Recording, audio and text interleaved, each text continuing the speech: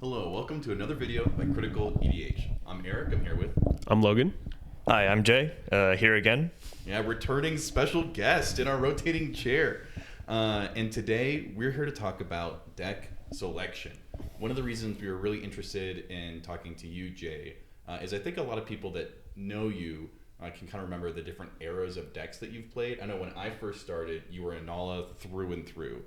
But recently, you've kind of moved from one deck and kind of had a seat change to another deck that, well, it has some of those same themes and also is different in a lot of ways. And so I think something we both love to hear is what kind of, well, starting off, what makes you want to play a deck, I guess? So playing a deck for me is really so it's a broad thing because I like how the deck feels, but there's definitely like specific parts of it.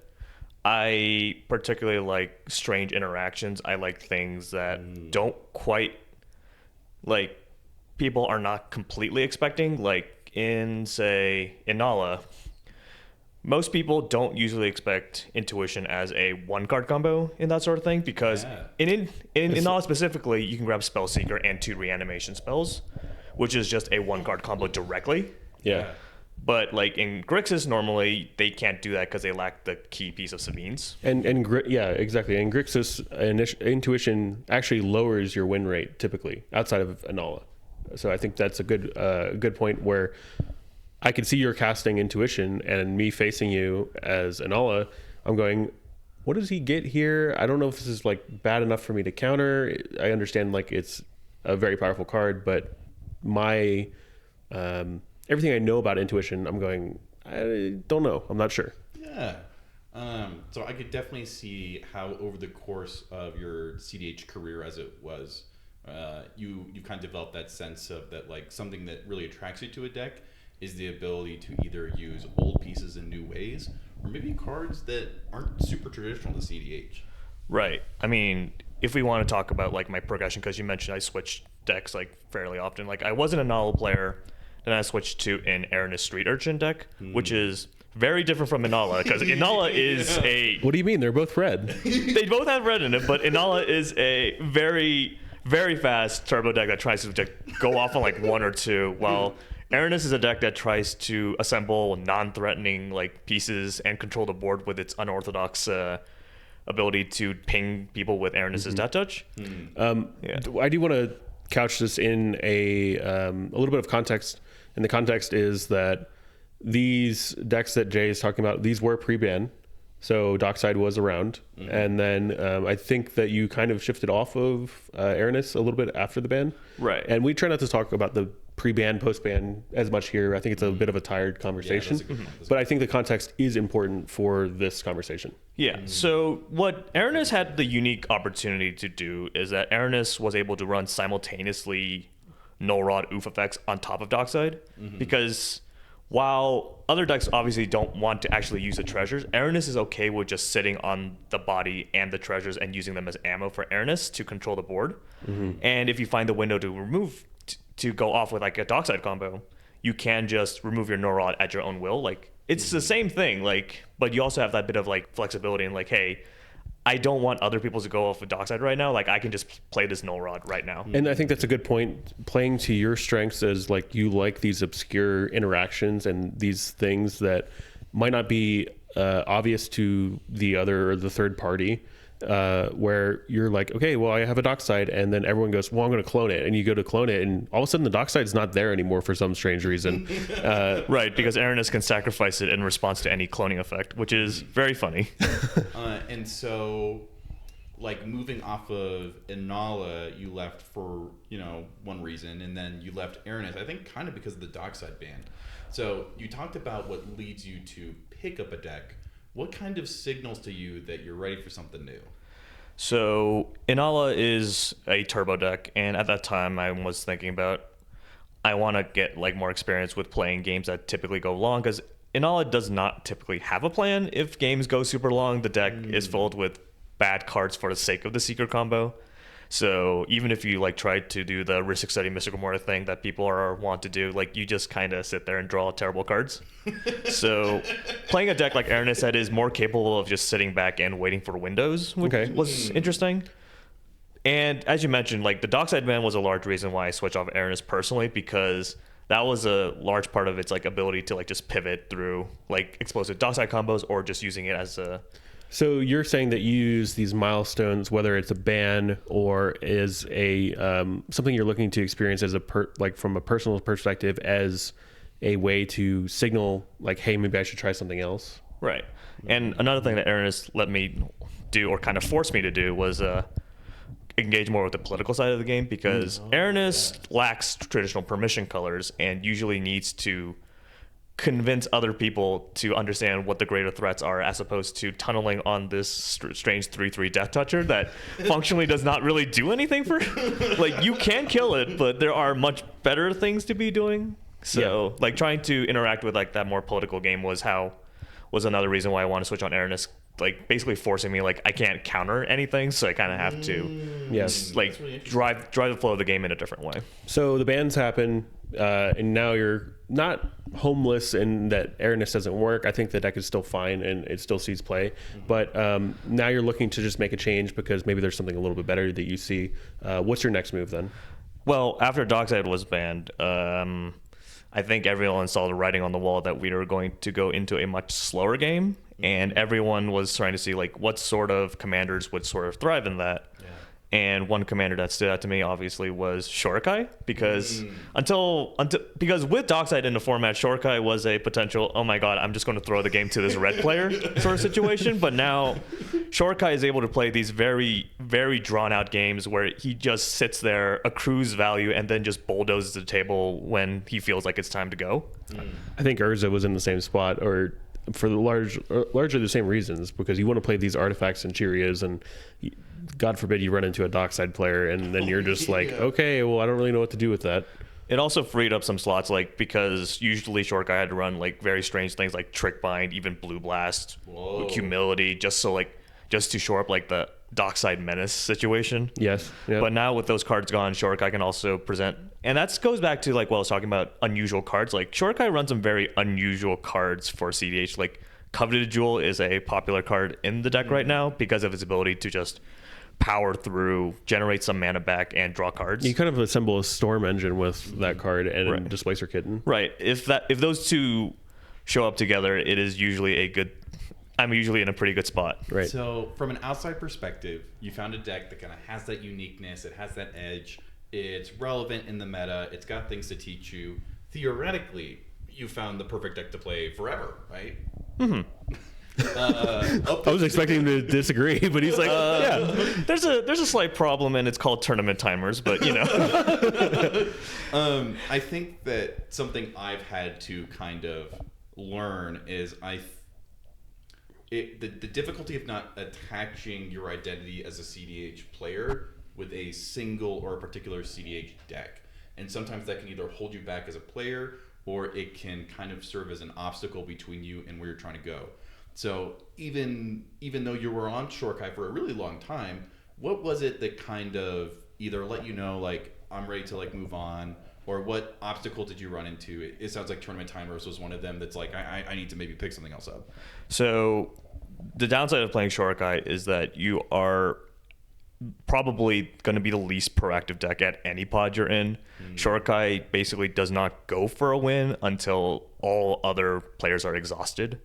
It's just kind of part of that is just a fundamental weakness of the color combo. Your win cons are weird. They don't quite, you need a lot of stuff to go off. Some of your cards cost like 7-6 mana to like even try to go for a win, like Mind Over Matter and I know that you can win with like Blind Obedience and maybe Codex Shredder or something like that. And neither of those seem very good. Yeah, Short Guy gets to run the Isorev. Codex Shredder is but Isorev doesn't win you the game. Well, if you draw your whole deck, like, you can do something, sure. That's what I mean. You still have to find a way. It's like, okay, now I have my entire deck in my hand. Now what? Yeah. And because there's always going to be that player that sits at the table and goes, I see you went infinite, but like, now what? And that's where like those like weird like tech cards that I'm always like, these are some funny cards that I like play, is like, they're good enough, but people don't quite expect them. Like you mentioned Codex Shredder, which is a card that I will never cut from my Shortkai list because it just kind of does enough for me. But Codex Shredder is a way to win off of ISO Rev because you just untap it repeatedly, you mill everyone out, and then you can Savines your Cephalid Coliseum repeatedly and force everyone to draw from empty decks. Ooh. That is also a way to win in time because you can't just pass your opponents with empty decks when the turn has been called. Yeah. So that sort of thing. You can it also slots well with the Hull Breaker because you can just pick up your Codex Shredder repeatedly and do the same thing. So good. Like, and at the same time, it just screws up top deck tutors, and it has a mode where you can get back a spell that, because you discard cards a lot with Shortkai, you generally accrue a lot of cards in the graveyard, and you can just get something back when it's opportune. So with Shredder, something I want to do with this channel, and I think that we're all kind of on the same page with, is looking critically at decks and saying, well, sure, these are the ways you can win. This is why decks are strong. What are the shortcomings of that sort of strategy? And talk about like your struggles with the deck, if you don't mind. Well, my struggles with Shortkai, you mean? Yes. Right. So Shortkai needs a lot of things to go right to win. And the issue is that, like, you don't have the very clean answer, like clean solutions like, hey, I have Thorgal Tainted Pact. That sort of those thing. are like two cards that just say, if I resolve both of these, I win the game definitively. Yeah, like you just need these two cards and you just need to defend it. Shortkai needs like many pieces, which means that Shortkai is naturally going to be drawn to drawing a lot of cards. And sometimes you end up in situations where you have 20, 30 cards, but you've drawn like the wrong half of your deck. It's all just like control magic interaction, and you kind of just sit there and do nothing. I think we were playing on TTS the other day, and one of our friends, Calvin, said like, dude, I didn't draw anything. I drew like the back half of my deck. And I think that's kind of an interesting way to frame things. Right. Yeah, okay. Because I think everyone has had that experience of heuristics getting fed, and the first two or three times you draw a card, you're like, dude, I'm in such a good spot, there's no way I can lose. And then after the 20th land, you're like, how is this deck so bad? I think people have heard me say a lot, like me with like 30 cards in hand is like, man, this deck is terrible. Like, what am I doing here? So I feel like something I'm hearing you say is that with Shortkai, it wasn't really possible to like quote unquote like have the nuts, as it were. Like you can't look at a starting 7 and have like, oh, I have a way to win and defend right here. I'm just gonna step in. The nuts is land mana vault in Shortkai, and Jay has been known for what was it, like 6 games in a row? You had like land mana vault and then turn 2 land. I might have mulled down to 3 for those, but yes, because there is something actually very appealing about the fact that, hey, if I just get to my commander, I can start drawing cards at a consistent rate. Yeah, I think that's also something that brings me a little segue with Blue Farm, is that Blue Farm kind of does rely a bit on the board in order to generate values of commanders. Shortcut, and like in theory, Ristic Study requires your opponents to cast spells if your opponents aren't actually doing anything. Like say, maybe Mystic Remora is a better Mystic example. Remora, like if they're all like, they don't want to cast they don't want to cast non-creatures, or they just don't have anything to cast at that moment. Like your Mystic Remora can just sit there. Shortkai will draw cards, and he will just sit there forever, and like it gives an edge of consistency, and that's why I often like mold like 3 just to cast Shortkai. Like he's usually fine. I used a lot of that influence with your play patterns with Shortkai to extend that into Glarb, because if I get Glarb on the board, I'm at least doing something. I'm not drawing cards, but like I'm selecting which cards I draw. Maybe I'll draw into something good. Maybe I'm playing lands off the top. Like it's something. Right. I think there is a value to commanders that don't require your opponents to take game actions to generate value, which is certainly something. Yep. Yeah. If you don't mind, like I know there was a period where you went through a pretty rough like loss streak, and we've talked about like winning and losing streaks on this channel before. And if you don't mind, like we can just talk frankly about it. I don't think you're a bad player, and no one would accuse you of being a bad player. Sometimes you just don't have it. But I think there was a little bit of a reason why you had shifted or went from Shortkai to the current deck you're on right now. Right. So the current deck that I'm thinking about bringing to the upcoming Fishbowl event is Marnius, for the Imperium, who, if you look at him not very carefully, he does have some of the same game plans that Shortkai does. You have an infinite mana outlet in your command zone. You will do pretty much the same things, and you will draw cards with strange value engines. So regarding the, I guess, like the losing streak, I guess. Yeah. Because it was very impressive how I managed to rack up that many losses in a row.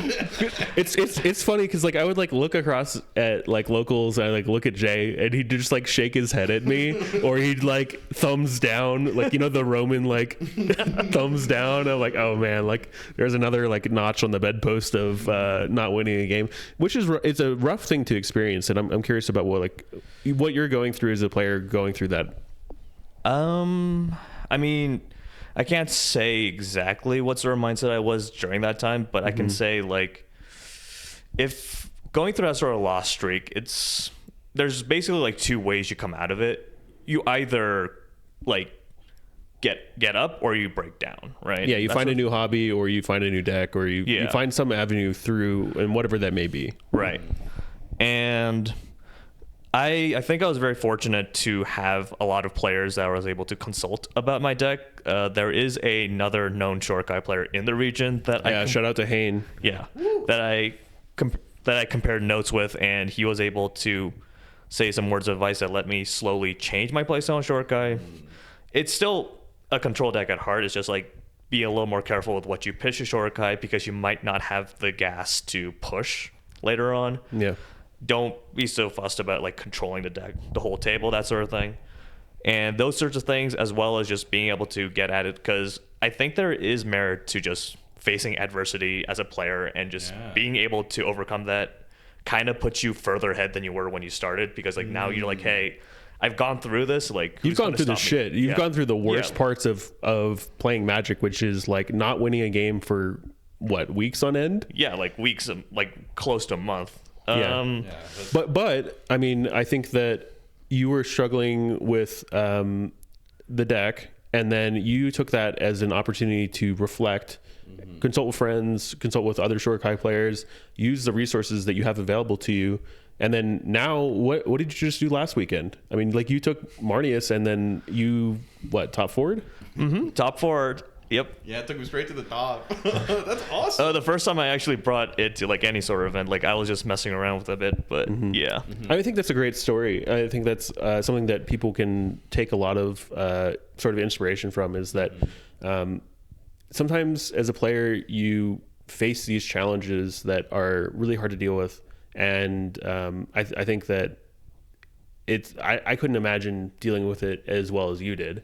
It's just hard. Yeah, I think as someone who's kind of like in community with you and just a friend, I think I took a lot of inspiration from you. I think you were a great sport about it. You weren't like in denial about the fact that you were kind of in the trenches, but also throughout the whole period, I mean, you almost wore it as like a badge of honor, which I think is a great way to handle it. Because I think in my first 10 tournaments, I had a conversion rate of, I think, 7%, which was brutal. But I think being able to like watch you and the way you were approaching every loss as a learning opportunity, and you still were experimenting, you still were trying stuff, but you were continuing at the end of each day. You were investing yourself as a player. You were staying connected with kind of the cEDH community, and you never stopped playing. And I think I took a lot of encouragement from that. I mean, once you get through those sorts of things, like you mentioned, like a badge of honor, is like, I've gone through this, like who's going to stop me now? Like you get that sort of like empowerment of like just overcoming. Not only like, who's going to stop you, but like what is worse than that experience? Right. Like oh no, someone stole my deck. Like maybe that's worse, but even then, like we're probably playing with proxies anyway. So like I couldn't imagine that experience, and I look to you for a lot of inspiration about just how you carry yourself as a player, how you learn, how you pivot and shift and those sort of things. Yeah, I don't think I would be alone in saying that, at least at EG, and I think at Level 7 as well, you're definitely a pillar of the cEDH community. I would love to hear, I'm sure either we have losing streaks in our future, no doubt, or some of our viewers are still in the trenches. What is maybe a word or two of advice that if someone is, that they're on week 3 of all losses, what's something you guys would say to them? Jay, you first. So I can step in. Yeah. Okay. Let me think on that. All right. Yeah, no worries. I think it's a good time to return to fundamentals. Stop playing your cute cards, stop playing your pet decks, return to a deck that has consistently won or performed well. And you can look to decks like Blue Farm for that sort of thing. Find like the European Blue Farm list that's just absolutely crushing it over there. Learn the deck. Be like, okay, well, if the deck is no longer the problem, you take the deck out of the equation, then I am the problem. I'm the thing that needs fixing. I'm the thing that needs work. Return to like zero expectations of a game and start to look internally and don't blame other people. Look at every situation of like, how could I have handled this differently? I think the most important thing is just to be like honest, I think, with what you want to be doing. Because like, obviously when you're like in the trenches, like that sort of thing, like you kind of just doubt everything about yourself and your deck. Like, just be honest. Like what Logan says, like sometimes like your deck might be the problem. Like maybe your deck is just not, it's like you like it a lot, but it's not going to be delivering you the results that you want. Like you have to be honest with yourself. Like, hey, is winning that sort of thing valuable to me? Or like, do you want to like go back do you want to play like a deck that's more powerful, like experience that sort of thing, or do you want to refine what you currently have, like that sort of thing? I think it wouldn't be a critical EDH episode unless we mentioned the joking 101. Are you playing to win, or are you playing to prove a point? Yeah. And I think some internal reflection, as I said, would be like, am I playing this fringe tier deck to win, and am I expecting wins when maybe there's not really an opportunity for that? Mm-hmm. Or am I playing this deck to try to prove a point that like, oh, I can win with this deck? I think that some internal reflection is probably the first thing I would start with. Mm-hmm. I think a piece of advice that I have found helpful is I was actually watching an interview with Bill Hader as he was reflecting on his career in SNL. And one of the things he was talking about is feedback. And he said that when people give you feedback, a lot of times they'll tell you, something you did wrong or an area you need to improve, and then they'll make suggestions about what you need to do better next time. And he said that he tries to, whenever someone tells him that like either a joke wasn't funny or that like in a scene in acting was a little bit off, that more often than not, they are almost always going to have a better grasp on what it is that you did wrong than you do. But as soon as they transition into what it is that you need to do to improve, they oftentimes get very inaccurate very quickly. And so as a cEDH player, I've tried really hard to lean on my opponents and ask areas to improve. And a lot of times I'll get really great feedback about maybe I countered a spell at the wrong time, or I was trying to play a deck in a way that it's really not meant to be piloted. And when I hear feedback like that, I really, really try to grasp on like, I maybe don't understand the stack as well as I should, or maybe this deck doesn't really suit me as well as I was expecting to. But then give myself permission when they start launching into, oh, you really need to play, blah, blah, blah, blah, blah. Or if I were in your shoes, what I would have done, I maybe don't need to take it as seriously. I think one of the quotes that you said from, I don't remember who, but you said, you can hear everyone, but maybe don't listen to everyone. Exactly. Like, yeah. I will sit here and hear you out, but that doesn't mean that I'm going to like take your advice for what it is. I'll pick and choose my takeaways from that. I think it's also valuable because even though I mentioned before, like you do want to be honest with yourself, it is truly difficult to have an objective view of yourself, like just looking in. Mm-hmm. And other people watching you can give you that feedback you need to like better understand like, hey, this is what's going wrong with my current like situation. So I think we talked a little bit too much about your losing streak, but thanks for letting us talk about that. I think it's a good thing to reflect on, and hopefully, we wish you good fortune in the future and all that stuff. But looking at when you moved off of Shorikai onto Marnius, what were the aspects that you thought were lacking from that deck? And you go, okay, well, I'm just going to make a change, and like this is what I'm looking for in my new deck. I don't want to be glib, but it was quite literally because I can run Thoracle and Tainted Pact. Okay. So having a very concise win con just lets me formulate more of my strategy around that, as opposed to having in Shorikai having what I like to call a critical mass built up. And I think making the game simpler for yourself in a way, while you're still have all those weird draw engines and pieces, but when it comes down to it, you're trying to assemble A plus B and cast A plus B and protect it. Making that sort of more simple for yourself gives you an avenue to focus on that, which is winning the game. Right. You mentioned like short guys a lot, like kind of like this weird like pseudo storm thing occasion with Kitten. Like you guys like basically do a lot of things on the fly. Like things are changing very rapidly. Your opponents are probably drawing cards, because by the time short guy is going for any sort of win, there will be multiple Ristics that I can't really do anything to stop that. There were a few locals tournaments where I'm playing my game, I'm doing okay. I come to Jay in the middle of the round or after our games are done or whatever, and he looks at me, he's like, man, that round cooked me. And I'm like, why? He's like, my mental is not good because there's too many things going on. There's no like clear path to move forward and things like that. And I think there's some decks that are really good at taking advantage of those situations. But if as a player you're not ready for those things, it's kind of hard to put yourself in that position. I mean, yeah, short guy is a draining deck. There's only so many times you can handle a board state where your permanents are starting to form stacks on top of each other. Like, that's not conducive to a long and consistent like day at a tournament. Yep. Yeah, I think that's another good piece of advice in and of itself, in that if you are trying to convert your games into wins, a great way to start is analyzing either your play patterns or the decks they're playing, and seeing if they have ways of crystallizing all these value engines into a concise win con. You know, it doesn't have to be Thoracle, it doesn't have to be Tandit Pact, but can you kind of give the elevator pitch of this deck wants to win by doing X and resolving Y? Right. That's pretty dang concise. We did it, guys. I don't know never lose ever again. I don't know what to say after that. So I think that's a good kind of transition from where you started to where you are now. Let's look at the future a little bit. What, aside from like the tournaments we have coming up, do you have any ideas what your next steps might be, or things you're looking for, and sort of what you're assessing on the current deck? I really have only been playing Marnies for a bit, so I feel like it's too early to really entertain thoughts of like maybe I should switch off now. To be fair, I've always kind of thought about picking up Blue Farm for a bit, but as much as I like those spell piles, because Blue Farm's kind of like this weird slash between mid-range control and storm, the sort of thing.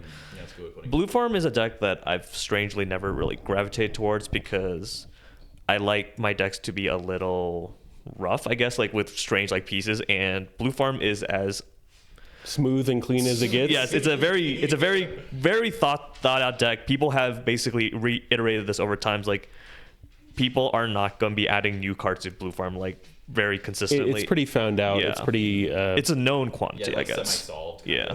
Yeah, and I think as you dive into more colors, you're going to find that more and more, especially with things like maybe TNT is a bad example of this, but yeah, I think Blue Farm is the prime example where it's like, yeah, you can run like maybe 3 to 5 flex cards, but like, is that changing the identity of the deck or what it wants to do? Not really.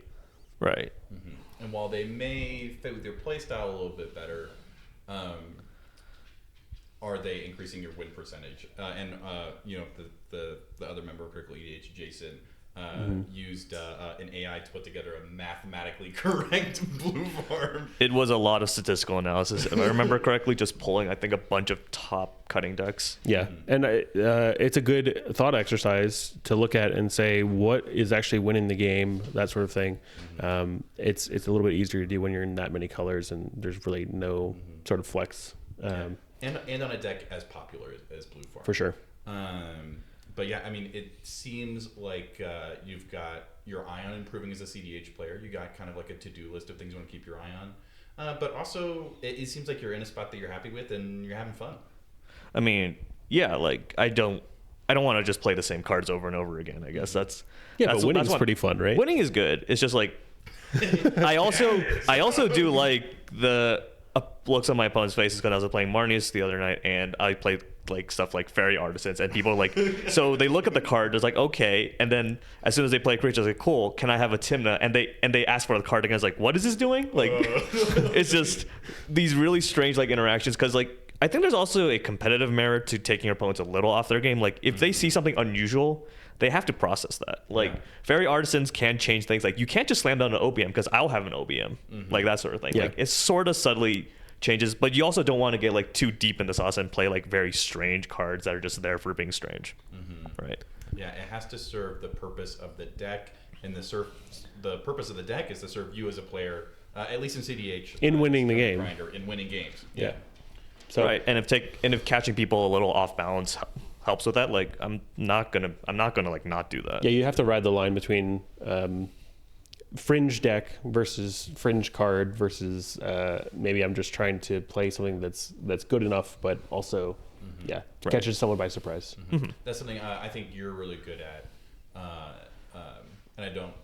An area I would like to continue to improve as a cEDH player, especially by learning from my peers, is I think you guys both seem to have a really good balance of not adding cards just because they're novel or because they're interesting, but because the further you look, the more layers of synergy you find between those maybe pathless taking cards, as it were, and the rest of your deck, which is just generically good, like Honorable Breach or Smothering Tide, Right. stuff like that. I would like to There goes talk, Olive. It's probably a bit much to like drop that in this sort of talk, but like Yeah. later I would like to talk more about like when do you like run like a generic good card over like a synergy piece. Like that is a That's a good discussion angle. for another time. Yeah. I think we've reached the portion of the video in which we start giving each other pats on the back, which means that we should probably wrap it up. Anything else to say about About just the subject, or just in general? I mean, I think like just overall, I've changed a lot as a player. Like just playing over this year is like, and I project myself to keep changing. Like, I think it's just good to always keep learning. Just always make sure like everything like you do can be a point for like improving as a player or just like branching out as a player. And it's like it's always good to take those opportunities when you can. Yeah, I think my big takeaway is rely on your friends for support, and then also try to support your friends when they need it, and always be critical of your play style, your deck, and try to look inwards first before blaming anyone else or you're blaming your opponents and things like that, and try to make every win or loss be like, okay, what did I do right? What did I do wrong? That sort of thing. Yeah, I think what I'm taking away from this is that you can be critical of yourself without being your own worst enemy. He said the word. Okay, roll credits. Yeah, being critical of yourself without being your own worst enemy is what you said, right? Yeah, like you can say like, oh, I did this poorly without being like, I'm the worst person in the world and I shouldn't play cEDH. Yeah. But that's hard when you're down in the dumps. Yeah, for sure. All right. Well, if you guys in the comments have anything to say about this topic or any others that we should cover, please leave a comment. And as Jason would say, like and subscribe. Come check out our new and upcoming videos on our Patreon. It's available to all free tiers, including if you want to donate $5, and that kind of helps us pay for tournaments and stuff like that. And all this fancy technology, which none of you can see. So thanks very much for supporting, and we'll see you guys in the next video. Yeah, thanks for watching. I'm just going to stop.